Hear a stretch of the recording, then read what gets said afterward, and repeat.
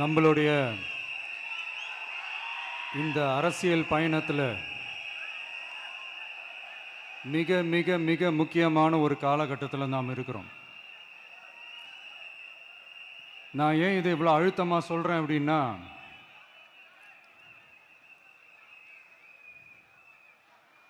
ஏதோ அழுத்தம் இருக்குமோன்னு நினைக்கிறீங்களோ? அழுத்தமா? நமக்கா?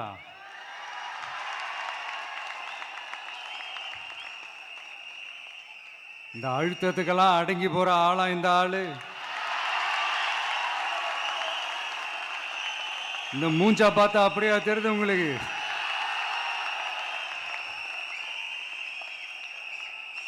அதனால அப்படியெல்லாம் நடக்காது. அதுவும் முக்கியமா நம்ம கிட்ட அதெல்லாம் நடக்கவே நடக்காது. ஆனா அழுத்தம் இருக்குதான்னு கேட்டீங்கன்னா இருக்குது. அது நான் இல்லைன்னு சொல்ல வரல. நமக்கு இல்ல, மக்களுக்கு. தமிழ்நாட்டை இதுக்கு முன்னாடி ஆண்டவங்களும் சரி பாஜகவுக்கு அடிமையாக தான் இருந்திருக்கிறாங்க. ஸோ அவங்கள நம்பியும் ஒரு பிரயோஜனமும் இல்லை.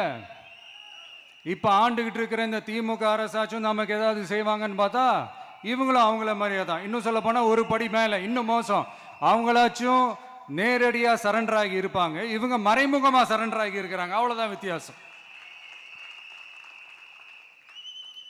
அதனால நீங்க பார்த்தீங்கன்னா அவங்களோட அந்த வேஷம் கலைஞ்சிடக்கூடாதுன்றதுக்காக இந்த கலரா கவர்ச்சிகரமான இந்த அறிவிப்புகள்லாம் வெளியிடுறாங்க. நோட்டீஸ் பண்ணியிருப்பீங்கன்னு நினைக்கிறேன்.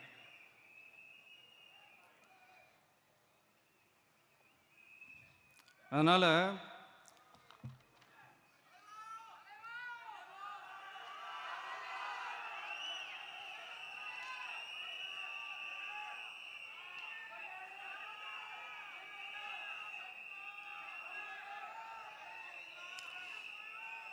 ஸோ இவங்க எல்லாரும் இப்படியே இருக்கிறாங்களே, நமக்காக உண்மையாக உழைக்கிறதுக்கு யாராச்சும் வந்துட மாட்டாங்களா அப்படின்னு மக்கள் ஒரு விதமான அதை வெளியில் சொல்ல முடியாத ஒரு அழுத்தத்தில் இருக்கிற நேரம் இது. மாற்றி மாற்றி ஓட்டு போட்டு ஏமாந்து அவங்க இப்போ நம்மளை நம்புகிறாங்க. நம்மளுடைய இந்த தமிழக வெற்றி கழகத்தை இந்த விஜய் கூட நிற்பான்னு நம்புகிறாங்க.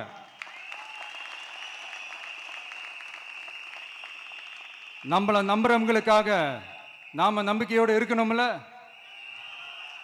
அப்படின்னா இது முக்கியமான மிக மிக மிக முக்கியமான ஒரு காலகட்டம் தானே. அதனாலதான் அவ்வளோ அழுத்தமா நான் சொன்னேன்.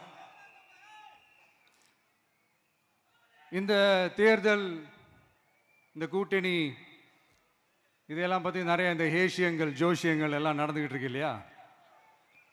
என்னப்பா இந்த விஜய் இப்பதான் வந்திருக்கிறாரு, இவர் கூடலாம் யார் வரப்போகிறா, அவங்க வரமாட்டாங்க, இவங்க வரமாட்டாங்க, அப்படி இப்படின்ட்டு நம்மளை பற்றி ஒரு அண்டர் எஸ்டிமேட் பண்ணிகிட்டு இருக்காங்கல்ல. அதுனா நமக்கு புதுசாக என்ன? 30 வருஷமாக நம்மளை அண்டர் எஸ்டிமேட் பண்ணிட்டு தான் இருக்கிறாங்க. ஆனால் மக்கள் கரெக்டாக நம்மளை எஸ்டிமேட் பண்ணி ரொம்ப அழகாக, ரொம்ப அக்கறையாக, ரொம்ப தெளிவாக, ரொம்ப தீர்க்கமாக நமக்குன்னு ஒரு இடத்த கொடுத்துருக்குறாங்கல்ல. எப்படி? என் கேரியரின் உச்சமான ஒரு இடத்த கொடுத்துருக்குறாங்கல்ல. அதை இந்த நாடே பார்த்துக்கிட்டு இருக்குல்ல. ஏன் அப்படி எனக்கு அந்த இடத்த கொடுக்கணும்? ஏன்னா இந்த விஜய் நம்ம பிள்ளையாச்சே, நம்ம அண்ணனாச்சே, நம்ம தம்பியாச்சேன்னு சொல்லி அவங்க மனசுல அப்படி தோணுது.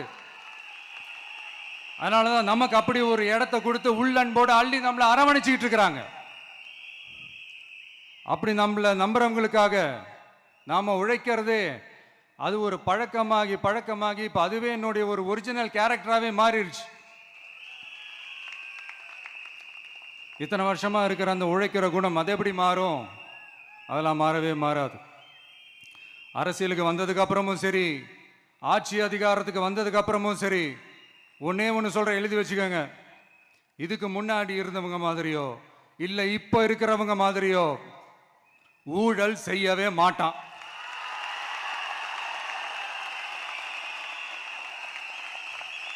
ஒரு பைசா தொட மாட்டான். எனக்கு அது அவசியமே இல்லை. புரிஞ்சுங்களா உங்களுக்கு? எனக்கு அதை தொட வேண்டிய அவசியமே இல்லை.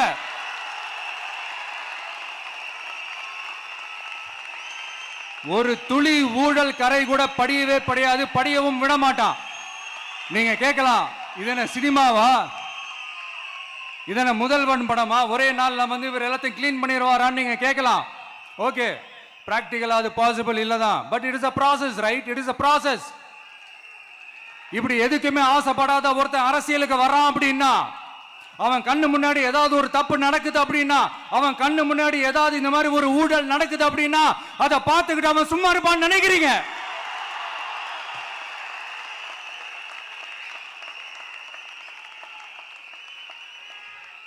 அதனால இந்த தீய சக்தியா இருக்கட்டும், இந்த ஊழல் சக்தியா இருக்கட்டும், ரெண்டு பேரும் தமிழ்நாட்டை ஆண்டவை கூடாது. அப்படிப்பட்ட இந்த கட்சிகளை உண்மையா தில்லா எதிர்க்கிற அந்த கட்ஸும் கெத்தும் நம்ம கிட்ட மட்டும்தான் இருக்கு.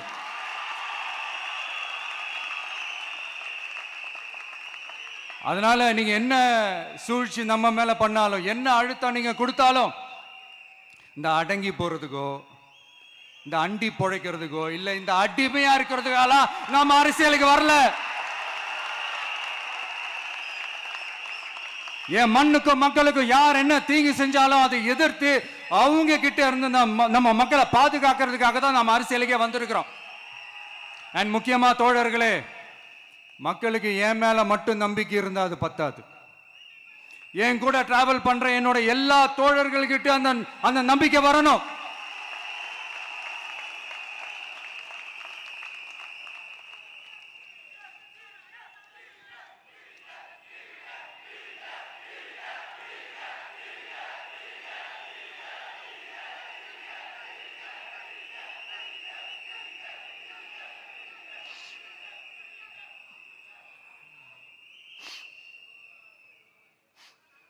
அந்த நம்பிக்கை இல்லைன்னு நான் சொல்ல வரல, இருக்குது. ஆனா அதை தொடர்ந்து இருக்கிற மாதிரி நீங்க எல்லாம் நடந்துக்கணும். தப்பு பண்ண யாரா இருந்தாலும் தப்பிக்கவே முடியாதுன்ற அந்த ஒரு பயம் இருக்கணும். எல்லாரும் உங்களை தான் கேட்கிறேன், எல்லாரும் உண்மையா உழைப்பீங்கல்ல?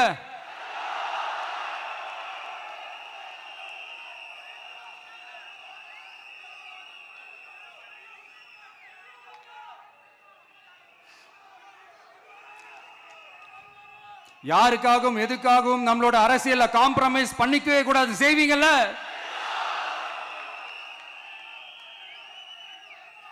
அண்ட் தயவு செஞ்சு எல்லாரும் கொஞ்சம் ஒற்றுமையா இருந்து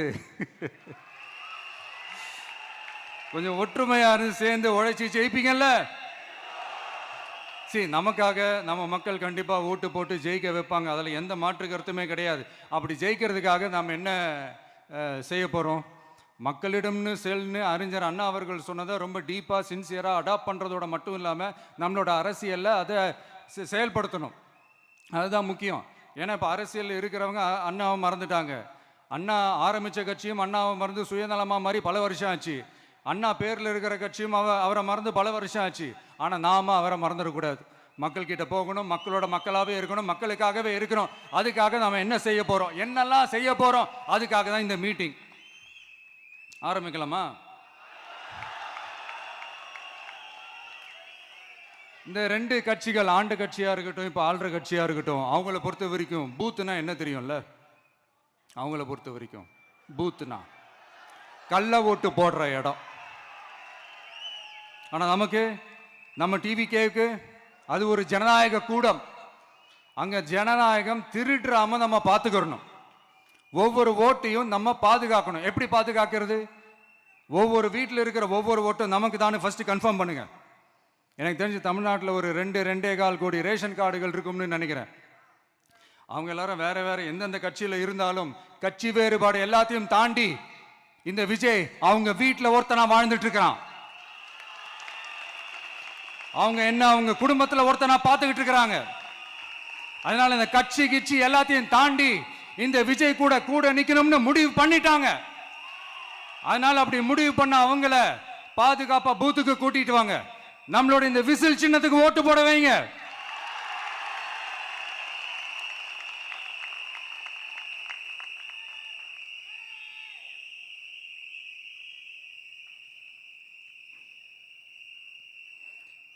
ஒன்றியம், நகரம், பேரூர், பகுதி, கிளைன்னு இங்க வந்திருக்கிற நம்மள எல்லார் நிர்வாகிகளும் தான் நம்ம கட்சியினுடைய ஆணி வேர்.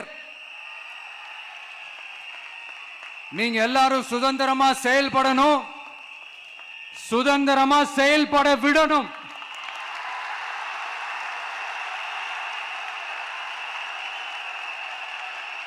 நீங்க ஒவ்வொருத்தரும் எனக்கு முக்கியம்.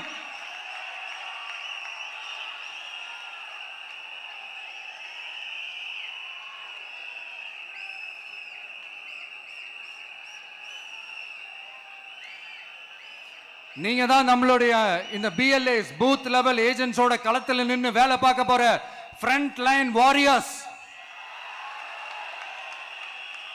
இப்ப நடக்க போறது வெறும் எலெக்ஷன் கிடையாது, இது ஒரு ஜனநாயக போர். இந்த டெமோக்ராட்டிக் பேட்டில லீட் பண்ண போற கமாண்டர்ஸ் நீங்க தான்.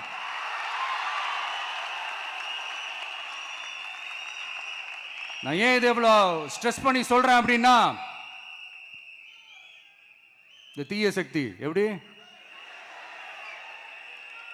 இந்த தீய சக்தியோட தில்லு முள்ளுலாம் உங்களுக்கே நல்லா தெரியும். முழிச்சிட்டு இருக்கும் போது முழியை தோண்டி எடுத்துட்டு போற கூட்டம். அதனால கொஞ்சம் ஜாக்கிரதையா இருக்கணும். நம்ம எலெக்ஷனுக்கு இன்னும் 3 மாசம் தான் இருக்குது, அவ்வளவு கூட இல்லைன்னு நினைக்கிறேன். இந்த 3 மாசத்துல நீங்க செய்ய போற அந்த களப்பணியில தான் நம்மளுடைய வெற்றியே இருக்குது. உங்களுக்கு இந்த விஜய் பிடிக்கும்ன்றது உண்மைனா, சத்தியம்னா, உங்களோட உழைப்புல அதை காட்டுங்க. அப்புறம் நாங்க அறிவிக்க போற வேட்பாளர்களுக்கு நீங்க உங்களுடைய முழு ஒத்துழைப்பை நீங்க கொடுக்கணும். கொடுப்பீங்க தானே?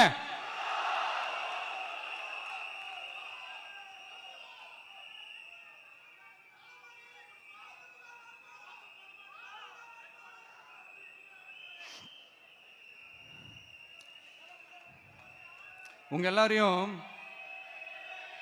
ஒரு எனர்ஜைஸ் பண்ற மாதிரி உண்மையா நடந்த ஒரு கதை ஒன்று சொல்றேன்.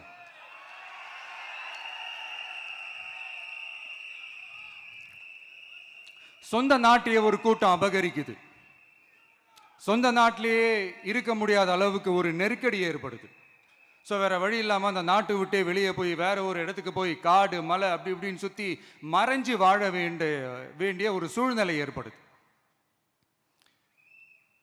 என்னடா இப்படியே ஓடிக்கிட்டு இருக்குமேன்னு சொல்லிட்டு தன்னோட நட்பு சக்திங்க கிட்ட பேசி ஒரு பெரும் படையை திரட்டிக்கிட்டு அதிரடியா ஒரு போரை நடத்தி அந்த நாட்டையே திருப்ப மீட்டு எடுத்தது யார் தெரியுமா?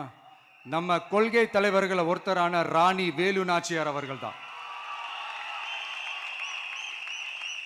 அவங்களுக்கு அந்த நட்பு சக்தியா கூட இருந்து உழைச்சது சின்ன மருது, பெரிய மருது, சையது, கார்கின்னு சொல்லிட்டு அந்த 3 பேரும் தான்.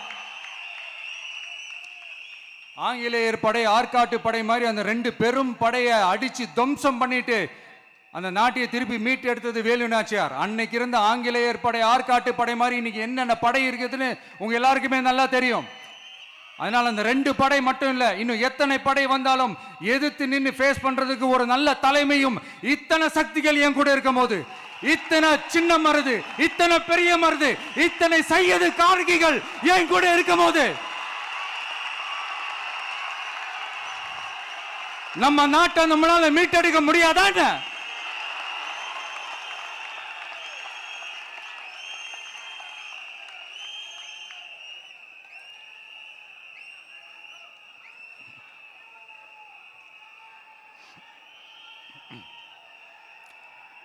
அதுவும் இந்த படை, நம்மளுடைய இந்த டிவிகே படை,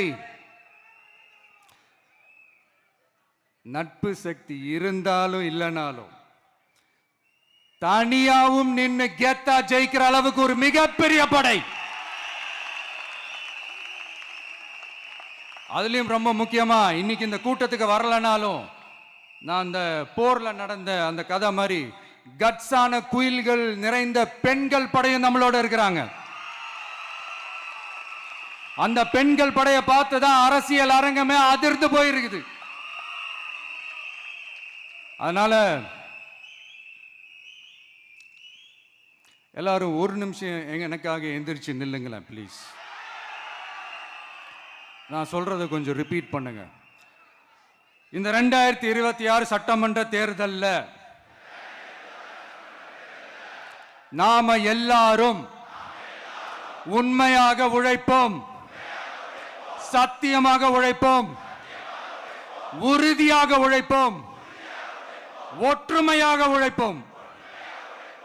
தேங்க்யூ. Please sit down.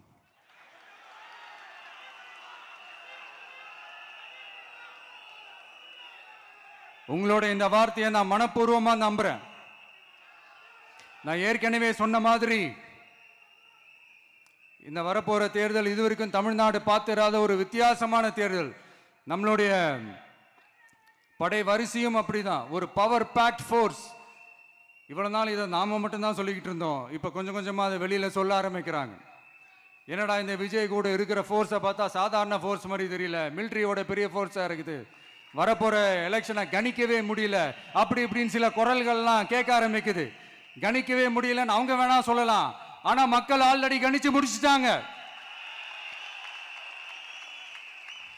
அவங்க மனசை நல்லா புரிஞ்சு வச்சிருக்கிற நமக்கு அது நல்லாவே தெரியும். அதனால இந்த எலெக்ஷன் ரிசல்ட்டுக்கு அப்புறம் இந்த தீய சக்தி கிட்ட இருந்தோம், இந்த ஊழல்வாத அடிமை சக்தி கிட்ட இருந்தோம் தமிழ்நாட்டை மீட்டுட்டோம்னு உறுதியா அறிவிப்போம். அதுல என்ன மாற்று கருத்து கிடையாது. அதனால என் நெஞ்சில் குடியிருக்கும் தோழர்களே, தோழிகளே, உங்களோட நான் இருக்கேன், நம்மளோட நம்ம மக்கள் இருக்கிறாங்க. இதுக்கு மேல என்ன வேணும்? கான்பிடண்டா இருங்க, நல்லதே நடக்கும், வெற்றி நிச்சயம். மீண்டும் சந்திக்கும் வரை நன்றி, வணக்கம். தமிழக வெற்றி கழகத்தின் வெற்றி தலைவர், தர்மத்தாயின் தவ புதல்வன், தலைவரின் பொற்கரங்களால் please sir, please sir.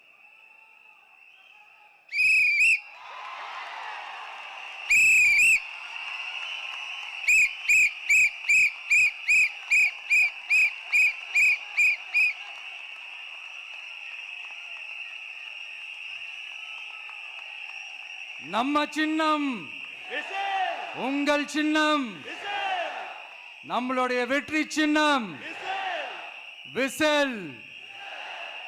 Cup முக்கியம் பகிலே.